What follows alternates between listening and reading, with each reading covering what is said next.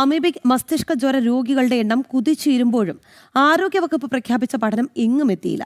സംസ്ഥാനത്ത് ഈ മാസം 10 പേരാണ് അമീബിക് മസ്തിഷ്ക ജ്വരം ബാധിച്ച് മരിച്ചത്. വിവരങ്ങളുമായി എസ് ശ്രീനന്ദ ചേരുകയാണ്. ശ്രീനന്ദ, ഈ രോഗബാധ വല്ലാതെ ഉയരുന്നു എന്ന് മാത്രമല്ല, രോഗികളുടെ എണ്ണം വർദ്ധിക്കുന്നു.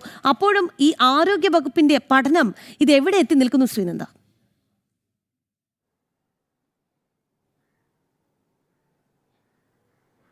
രാഖി, പഠനം എന്നും ഒരിടത്തും എത്തിയിട്ടില്ല എന്നതാണ് ഏറ്റവും കൂടുതൽ എടുത്തു പറയേണ്ട ഒരു കാര്യം. എങ്ങും എത്താതെ പോവുകയാണ് പഠനം.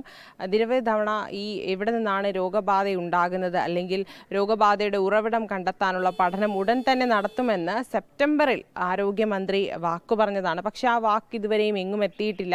അങ്ങനത്തെ ഒരു ഇതിലൂടെയാണ് കടന്നു പോകുന്നത്. ഇതുവരെ ഈ മാസം 10 പേരാണ് ഈ ഒരു രോഗം ബാധിച്ച് മരിച്ചിരിക്കുന്നത്. അതുപോലെ തന്നെ 61 പേർക്കാണ് ഈ രോഗബാധയോടുകൂടി ചികിത്സയിൽ ഈ മാസം തന്നെ ഉണ്ടായിരുന്നത്.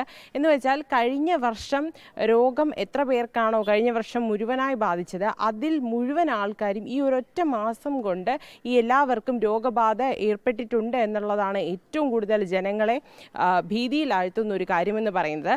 എവിടെ നിന്നാണ് വീട്ടിൽ ഇരിക്കുന്നവർക്ക് കൂടി ഈ ഒരു രോഗം ബാധിക്കുന്ന ഒരു അവസ്ഥയാണ് സാധാരണഗതിയിൽ ഇപ്പോൾ ഉണ്ടായിക്കൊണ്ടിരിക്കുന്നത്. അപ്പോൾ എവിടെ നിന്നാണ് ഈ രോഗബാധയുടെ ഉറവിടം എന്നുള്ള കാര്യം ജനങ്ങൾക്ക് എല്ലാവർക്കും ആശങ്കയോടെ അവർ ഉറ്റുനോക്കുന്നു. കാരണം ആരോഗ്യവകുപ്പിനോടും ഒക്കെ തന്നെ ഇവർ ചോദിക്കുന്നുണ്ട് എവിടെ നിന്നാണ് രോഗബാധ ഉണ്ടാകുന്നത്. വെള്ളത്തിൽ നിന്നാണെങ്കിൽ ഇപ്പോൾ കുടിവെള്ളം, വീട്ടിലുള്ള കിണറ്റിൻ്റെ വെള്ളം മാത്രം കുടിച്ച് ജീവിക്കുന്ന ആൾക്കാർക്ക് വരെ രോഗബാധ ഉണ്ടാകുന്ന ഒരു അവസ്ഥയിലേക്ക് ഇപ്പോൾ എത്തിച്ചേരുന്നുണ്ട്. അങ്ങനെ വരുമ്പോൾ ഇനിയും ദിവസം കഴിയും തോറും എത്ര പേർക്കാണ് ഈ രോഗബാധ ഉണ്ടാകുന്നത് എന്നതിൽ യാതൊരുവിധ വ്യക്തതയില്ല. കഴിഞ്ഞ ദിവസം 3 പേരാണ് ഈ രോഗബാധയോടുകൂടി കഴിഞ്ഞ ആഴ്ച വരെ 3 പേരാണ് മരിച്ചത്. ഈ 3 പേർ തിരുവനന്തപുരം സ്വദേശികളാണ്. ഈ ഒരാഴ്ചയോളം തിരുവനന്തപുരം മെഡിക്കൽ കോളേജിൽ ചികിത്സയിലിരിക്കുന്ന ആൾക്കാരാണ് മരിക്കുന്നത് എന്നതും കൂടി ഒരു ഭീതിയുയർത്തുന്ന ഒരു കാര്യമാണ്. മുൻപ് കോഴിക്കോട് മാത്രമായിരുന്നു ഈ രോഗബാധ ഉണ്ടായിരുന്നത്. എന്നാൽ ഇപ്പോൾ തിരുവനന്തപുരത്തും ഈ രോഗം പിടിപെടുന്ന ഒരു സാഹചര്യത്തിലേക്ക് എത്തിക്കഴിഞ്ഞിരിക്കുന്നു.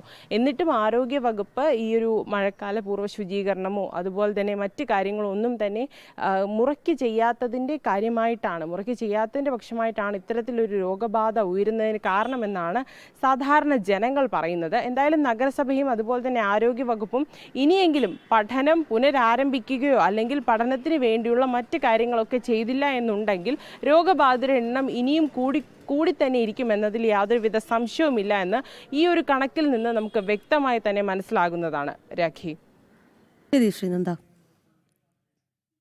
PMCയിൽ ഒപ്പിട്ട് പിന്മാറാനുള്ള നീക്കം കാപട്യമെന്ന് കേന്ദ്രമന്ത്രി ജോർജ് കുര്യൻ. പാവങ്ങളെ, മക്കളെ വഞ്ചിക്കരുത് എന്നും അവരുടെ അവകാശങ്ങൾ നിഷേധിക്കരുതെന്നും കേന്ദ്രമന്ത്രി ഓർമ്മിപ്പിച്ചു. കേരളത്തിലെ ഉന്നത വിദ്യാഭ്യാസ മേഖലയിൽ NEP നടപ്പിലാക്കി. PMC ചൈനീസ് സിലബസ് ആണ് എന്ന് പറഞ്ഞ് നടപ്പിലാക്കാമെന്നും അദ്ദേഹം പരിഹസിച്ചു.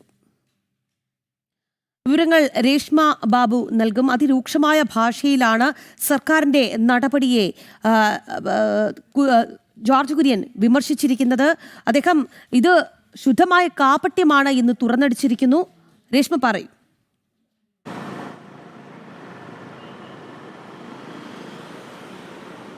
രാഖി, PMCയുടെ ധാരണാപത്രം മരവിപ്പിക്കാനായിട്ട് കേന്ദ്ര സർക്കാരിന് കത്ത് നൽകാനായിട്ട് തയ്യാറായിരിക്കുകയാണ് സംസ്ഥാന സർക്കാർ. അതിനിടയിൽ തന്നെയാണ് കേന്ദ്രമന്ത്രി ജോർജ് കുര്യൻ സംസ്ഥാന സർക്കാരിൻ്റെ ഈ നീക്കത്തിനെതിരെ രംഗത്ത് വന്നിരിക്കുന്നത്. കാപട്യം സംസ്ഥാന സർക്കാർ ഒഴിവാക്കണം. അതായത് ഒരു കരാറിൽ ആ പദ്ധതിയിൽ ഒപ്പിട്ടതിന് ശേഷം അതിൽ കത്ത് നൽകിക്കൊണ്ട് അത് മരവിപ്പിക്കാൻ ആവശ്യപ്പെടുന്ന ഒരു കാപട്യമാണ്. അത്തരമൊരു കാപട്യത്തിൽ നിന്ന് സംസ്ഥാന സർക്കാർ പിന്മാറണം. അതുമാത്രമല്ല, സാധാരണക്കാരായിട്ടുള്ള പാവപ്പെട്ടവരുടെ മക്കളെ വഞ്ചിക്കരുത്, കുട്ടികളുടെ പഠിക്കാനുള്ള അവകാശത്തെ നിഷേധിക്കരുത് എന്നുമാണ് കേന്ദ്രമന്ത്രി ജോർജ് കുര്യൻ പറഞ്ഞിട്ടുള്ളത്. അത് കൂടാതെ തന്നെ മറ്റ് ചില ആരോപണങ്ങൾ കൂടി അദ്ദേഹം ഉന്നയിക്കുകയും ചെയ്തിട്ടുണ്ട്. 2023 ജൂൺ മാസം VC മാരുടെ യോഗത്തിൽ